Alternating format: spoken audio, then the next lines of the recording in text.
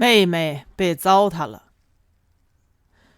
公社的放映队又来了，这些天施桂芳老是喊心窝子疼，玉米不打算看电影去了。玉米其实是爱看电影的，母亲倒是从来不看。那时候玉米还在心里头嘀咕，怎么人到了岁数连电影都不想看了呢？现在玉米算是明白了，母亲不愿意往人多的地方去。再说了，电影也实在是假得很，那么多的人挤在一块白布里头过日子，就一块白布，他知道什么是暖，什么是冷。这么一想，玉米也觉得自己到了岁数了，只是觉得自己的心也冷了。心冷一次，岁数自然要长一次。人就是以这种方式一次又一次的长大的，心同样也是这样一次又一次的死掉的。这和年月反而没有什么关系了。刚吃过晚饭，玉秀偷了一把葵花籽，想早点出去。玉米把他拦住了。玉米不让玉秀这么早出去，有玉米的道理。以往放电影，玉秀都要去抢位置，大白布还没有扯上去，玉秀扛着板凳已经把放映机前最好的位置抢下来了。玉秀每次能抢到地盘，当然不是玉秀的能耐，说到底还是人家让着他。现在玉秀再指望有人让他，显然就太不知趣了，弄不好又是一番口舌。玉米不怕口舌，可是以现在的光景，多一事当然不如少一事。玉米得拦着，不要找不自在。玉秀没有听玉米的，却撂过来一句话，说：你烦不烦？你看看我有没有带板凳？玉秀是个聪明人，这丫头还是知道深浅的。玉米说：那你也得把玉叶带上。玉秀说：我不带，她自己又不是没长腿。玉米说：你带不带？要不哪里也别想去。玉米现在绝对是家长了，声音一大，肯定是说一不二。玉秀这一回没有顶嘴，顺手又多抓了2把葵花籽。老三玉秀带着老5玉叶，老2玉穗带着老6玉苗，老4玉英自顾自，老7玉央留在家里睡觉。这样安顿完了，玉米点上煤油灯，抱着王洪兵来到了母亲的床前。母亲瘦了，然而这种瘦倒没有体现在脸盘的大小上，而是反映在面部的皱纹上。施桂芳脸上的皱纹一条一条的都挂了下来，呈现出水往低处流的格局。一句话，一副哭丧相。玉米把新炒的葵花籽端到母亲的面前。施桂芳说：玉米，往后别吵了。玉米说：为什么？施桂芳说：别丢那个人了。玉米看着自己的母亲，厉声说：妈，你不能不吃。母亲说：这是怎么说的？玉米说：吃给别人看。施桂芳笑笑，想说什么，但终于没有开口，只是把手放在了玉米的手背上，拍了2下。玉米感觉出来了，母亲的拍打有劝解的意思，更多的却还是认命的意思。玉米站起来了，说：妈，为了我们，你就当药吃。施桂芳拍了拍床沿，示意玉米坐下来。虽说天天在一个屋子里头，但是这样安心的和玉米说说话，还真是少有的光景。再怎么说，有这样一个女儿和自己说说话，打通心里的关节，多少能够祛痰化瘀。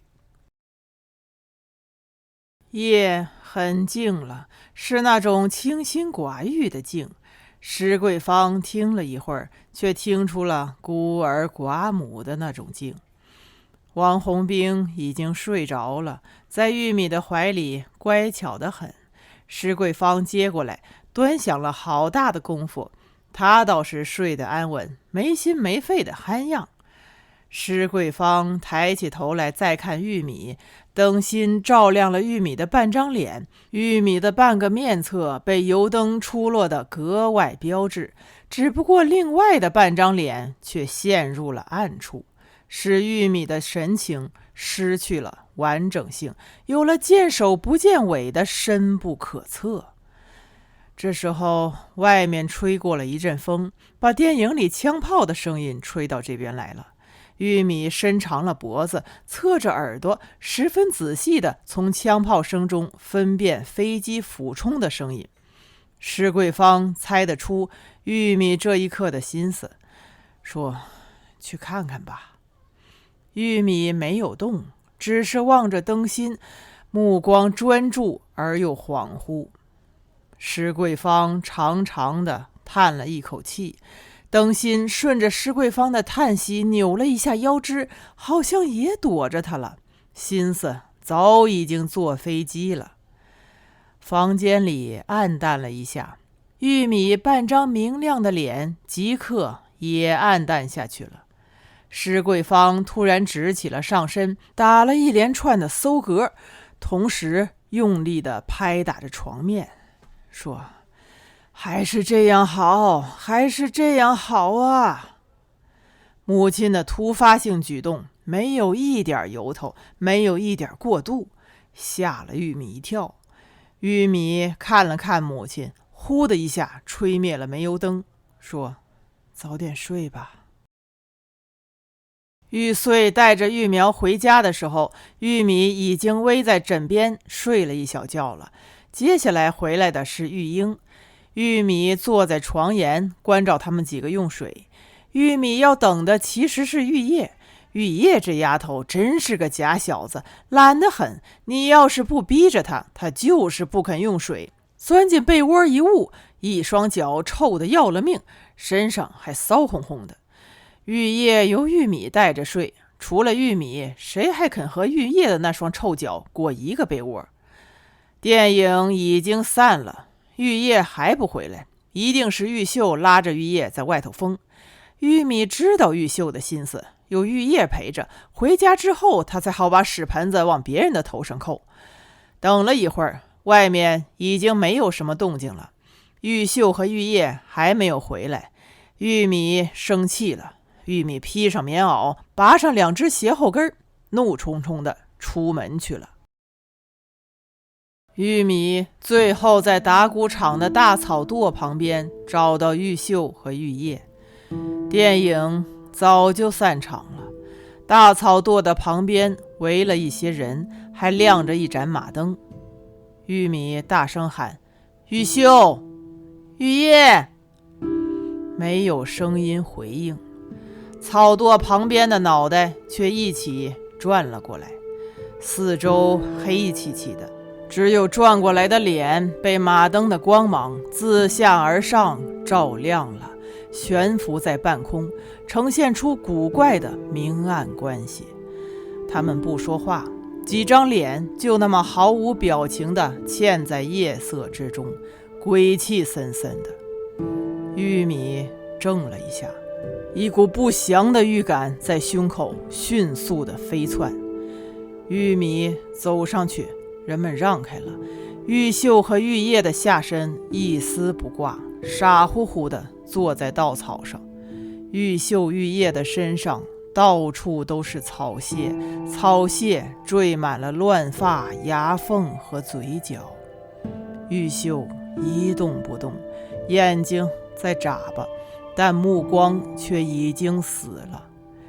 玉米已经明白发生什么了，张大了嘴巴，望着他的2个妹妹。